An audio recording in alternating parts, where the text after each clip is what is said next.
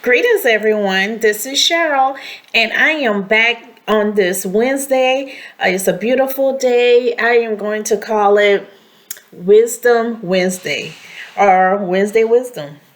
However, it's still wisdom and it's still Wednesday.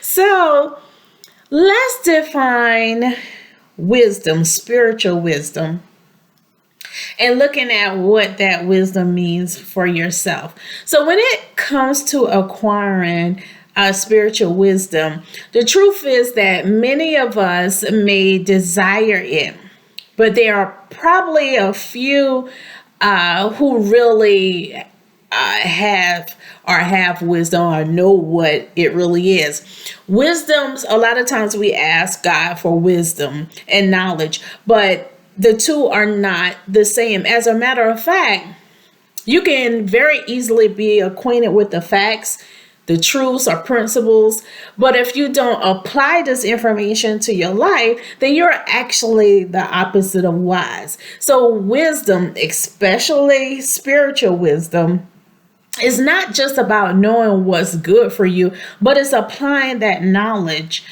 into your everyday life. And when you do this, then you become a person who is truly wise. So, how can you achieve spiritual wisdom? Many of you heard of King Solomon in the Bible, and King Solomon was the only person in the Bible. God said there would be no other person before or after you who would be as wise. So King Solomon was considered to be the wisest person of all. He had a lot of wisdom, and there were people that came from all over that heard of King Solomon, and they wanted to test this guy or this man to see if he was truly wise.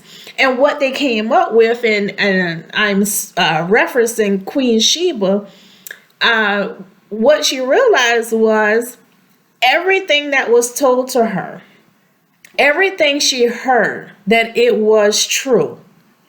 And even she found out information that wasn't made known to her. And she after sitting and dining with King Solomon, she realized herself that this man is truly wise, and there is no other like King Solomon.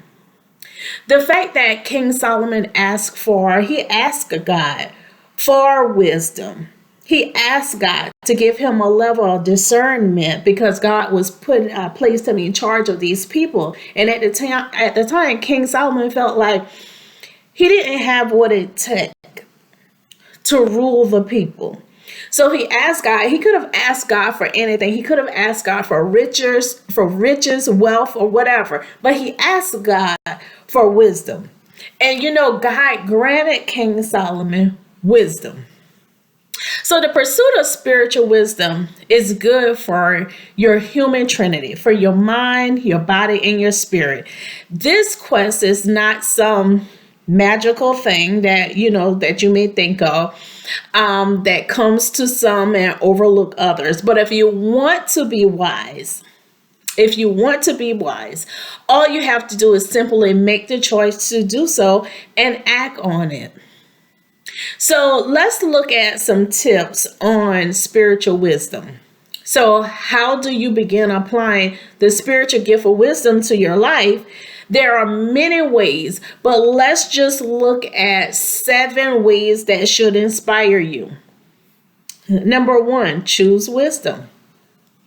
If you want what's best for your soul, it starts with a decision to have it. For too many people find themselves in debilitating situations simply because they have not chosen to do the right thing. Number 2, trust your instincts. Now, a lot of times we were like, I don't know, something told me, or, I thought I should, or, sometimes you have to trust your instincts. Because sometimes your instincts, or a lot of times your instincts, is a way that God is talking to you. And therefore, this inner insight should never be taken lightly or ignored. But I want you to make it a point to pay attention to that still small voice inside of you. It knows more than what you um, think it does, and also about things that, about most things. Number three, set boundaries. Set boundaries. Once you desire wisdom, the rules for how you live your life will change. You will start to wonder if it's wise to eat junk food after 10 p.m. or if it's wise to talk to someone that you had broken up with 2 years ago. Guarding your soul, your feelings, your heart, your desires is a path that leads to great spiritual wisdom. Number four, surround yourself with wisdom, wise counsel, wise people, wise books, the Bible. All of these things are avenues for wisdom. Birds of a feather flock together, right? Do you want to be an eagle or do you want to be a dodo bird? Number five, learn from your mistakes. The first time might be an accident. The second time might be an accident. But the third time, that's a problem. Remember, being wise not only means that you have established information based on facts or truths, but you are now ready to apply them to your life. If you got in a speeding ticket on a certain street, how wise it is to speed down on that same road again. Number six, learn from other people's mistakes. You personally don't have to go through everything to learn a lesson from it. Watch and observe. You can learn a PhD in life by enrolling in that class alone. Number seven, choose it daily. One of the greatest pearls of spiritual wisdom that life can give you, for as long as you are living, you will never have all of the wisdom you need. What you learned yesterday was enough for yesterday. Keep yourself aware that every minute you will be open to the new things that life wants to teach you about your environment, yourself, and others. As you evolve, so do the messages that you must add to keep this spiritual evolution going. Now, once you have applied these 7 principles to your life, you should be well on your way to achieving spiritual wisdom. It doesn't come overnight, but if you ask and expect it to come, as you will need it, you will receive it.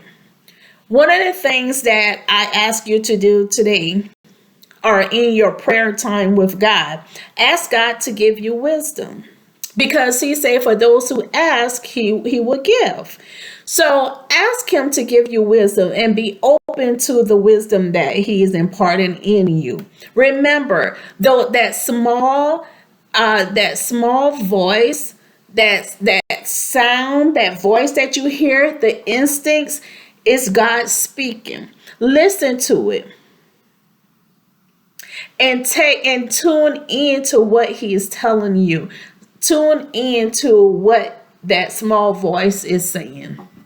So this is my message for you on this Wisdom Wednesday, defining spiritual wisdom for yourself. I pray that you all are blessed and that you're doing well. Be great, and I will see you on the next time with Be Inspired with Cheryl.